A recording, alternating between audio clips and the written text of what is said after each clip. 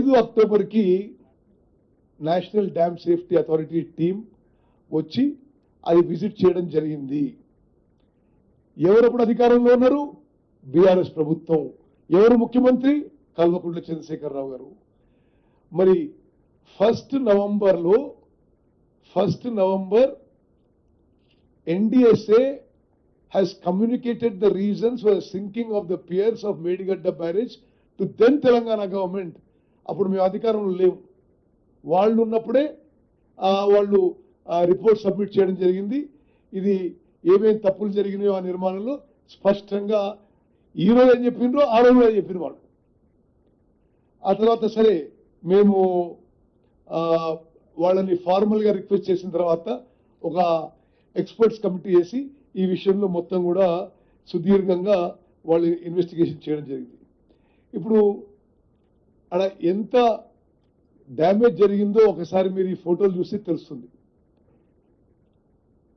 అసలు పూర్తిగా కుప్పకూలిపోయే పరిస్థితి. ఆడ మీరు కొన్ని ఫోటోలు చూడండి ఏ స్థాయిలో ఆ మేడిగడ్డ బ్యారేజ్ డ్యామేజ్ అయిందో. పైన ఈ బ్యారేజ్ పైన ఉన్న బ్రిడ్జ్ కూడా కుంగిపోయిందంటే మరి ఎంత అలార్మింగ్ సిచ్యువేషన్ అర్థం చేసుకోవాలి. ఏ విధంగా డ్యామేజ్ జరిగిందో ఆ ఫోటోలు మళ్ళోసారి మీ ముందు అందరి ముందు వస్తున్నాను. అది ఒకసారి అందరికీ తెలవాలనే ఉద్దేశంతో. ఎంతవరకు వీళ్ళ నిర్లక్ష్యం, అసమర్థత, కక్కుర్తి అంటే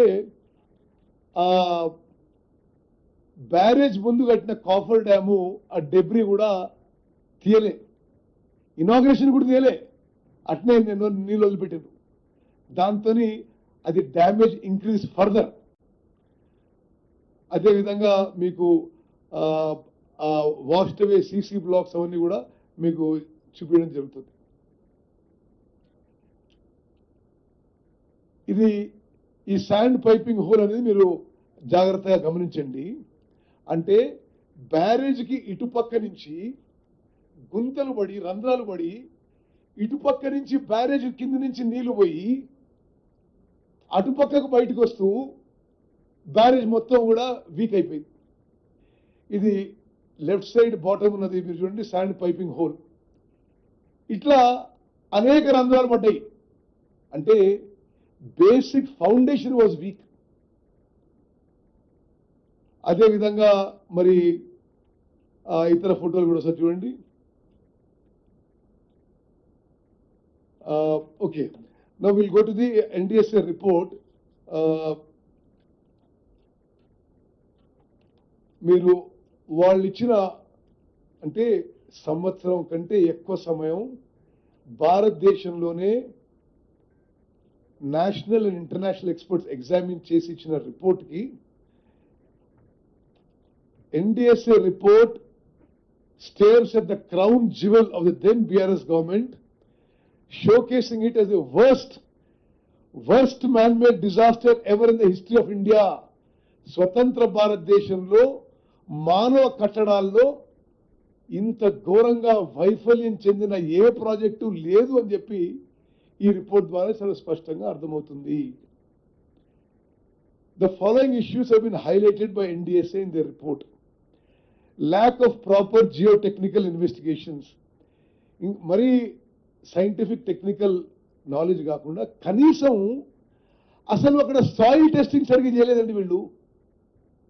ఆ ఆతృత ఏందో, ఆ తొందర ఏందో, ఆ కకృతి ఏందో, ఆ అసమర్థ ఏందో, ఆ అహంకారం ఏంటిదో కనీసము ప్రాపర్ సాయిల్ టెస్టింగ్ చేయలేదు వీళ్ళు. Lack of proper geotechnical investigations, design deficiencies, construction defects, failure of modeling studies, structural distress. అంటే స్ట్రక్చర్ ఇప్పుడు కూలిపోయే పరిస్థితి, కొంత కూలిపోయింది, ప్రతిమే కూడా కూలిపోయే పరిస్థితి అనే విషయం. absence of quality control. అసలు క్వాలిటీ కంట్రోల్ అనే లేదు ఆ టైంలో. ఒక పెద్ద మనిషి ఇక్కడ కట్టు, ఇట్లా కట్టు, ఇంత సిమెంటే అంటే కట్టడమే. క్వాలిటీ కంట్రోల్ మాట్లాడలేదు, ఇంకెవరు మాట్లాడేది లేదు. absence of quality control. కట్టిన తర్వాత కనీసం ఆపరేషన్ అండ్ మెయింటెనెన్స్ కొంత ప్రొసీజర్ ప్రకారము ఆ ఫెయిలియర్స్ ని నిజాయితీగా ఒప్పుకొని కొంత ముందే చేస్తుంటే ఈ స్థాయికి ఇది రాకపోయేది. Operation and maintenance also totally failure. చాలా స్పష్టంగా స్వతంత్ర భారతదేశంలో కొన్ని dam safety rules and regulations and procedures ఉన్నాయి అన్ని రాష్ట్రాల్లో. పూర్తిగా డ్యామ్ సేఫ్టీ ఆస్పెక్ట్స్ ఏ ప్రొసీజర్ కూడా ఫాలో కాలేదు. The committee report highlighted significant structural distress across the 3 barrages. అంటే ఏంటిది? ఒక లేమన్ లాంగ్వేజ్ లో ఆ వాల్స్ అండ్ బీమ్స్ లో పగులు వచ్చేసినాయి, క్రాక్స్ వచ్చేసినాయి, మరి అది కూలిపోవడం మొదలుపెట్టింది. The Medigadda barrage suffered from severe settlement and cracking of piers in Block 7 with notable tilting, structural and hydromechanical components due to piping and deterioration of energy dissipation structures, including dislodgement of wearing cord and cement concrete blocks downstream. The Annaram and Sundilla barrages exhibited similar patterns of seepage, so piping distress, including the dislodgement of wearing cord and concrete blocks downstream. మరి ఎందుకు జరిగింది ఇట్లా అనేది కొన్ని మీరు Indus report, ఇది నేను చెప్పేది ఏది నా అభిప్రాయం కాదు, ఇదన్నీ దేశంలో ఉన్న అత్యంత నైపుణ్యం టెక్నికల్ నాలెడ్జ్ ఉన్న ఎక్స్పర్ట్ చెప్పిన ఒపీనియన్. అసలు ఎవరన్నా కామన్ సెన్స్ ఉన్న వాళ్ళు ఇటువంటి ప్రతిష్టాత్మకమైన ప్రాజెక్టు ఇన్ని లక్షల కోట్లు ప్రజాధనం ఖర్చు పెట్టే వాళ్ళు కన్స్ట్రక్షన్ మొదలుపెట్టిన డిపిఆర్ తర్వాత చేసిండ్రు. కన్స్ట్రక్షన్ మొదలుపెట్టిన 6 నెలలకి డిపిఆర్ సెంట్రల్ వాటర్ కమిషన్ కి సబ్మిట్ చేసిండ్రు. ఇంతకంటే అసలు సిగ్గుచేటైన పని ఇంకోటి ఉంటుందండి? ఇంకా వేరే ఏ దేశాలైనా ఇన్ని వేల లక్షల కోట్లు మానవ తప్పిదం వల్ల జరిగితే ఊకుంటారండి? కన్స్ట్రక్షన్ మొదలుపెట్టిన తర్వాత DPR detail project report central water commission కి సబ్మిట్ చేయడం జరిగింది.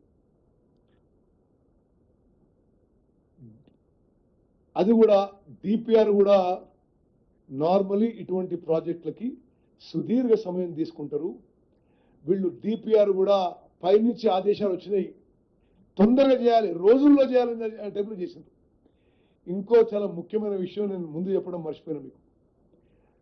వీళ్ళ ప్రభుత్వమే ఒక 5గురు రిటైర్డ్ చీఫ్ ఇంజనీర్స్, అంటే తెలంగాణ రిటైర్డ్ చీఫ్ ఇంజనీర్స్ కొంత అనుభవం ఉండి, కొంత నాలెడ్జ్ ఉండి, కొంత తెలంగాణ ప్రేమించే వాళ్ళని ఈ తుమ్మడి అటు నుంచి మేడిగడ్డ షిఫ్ట్ చేసే ముందే వాళ్ళతో కమిటీ చేసిండ్రు. వాళ్ళు చాలా స్పష్టంగా చెప్పిండ్రు, తుమ్మడి అట్టి దగ్గరనే కొద్దిగా తక్కువ హైటో ఎక్కువ హైటో ఈయనే కట్టండి, మీరు మేడిగడ్డ దగ్గర కట్టొద్దు అని స్పష్టమైన రిపోర్ట్ ఇస్తే ఆ రిపోర్ట్ కాపీ కూడా మా దగ్గర ఉంది. ఆ రిపోర్ట్ కాపీ మాయం చేసింది. మరి ఎంత ఏ లెవెల్ నెగ్లిజెన్సా, ఇన్కాంపిటెన్సా, కరప్షనా ఒకసారి ఆలోచన చేయాలి. డిపిఆర్ ప్రిపరేషన్ ఎన్డిఎస్ఏ ప్రకారం చాలా హడావిడిగా ఎవరో ఆదేశాల మేరకు చేయడం జరిగింది. Detailed project report is an important document for examining techno-economic viability of a project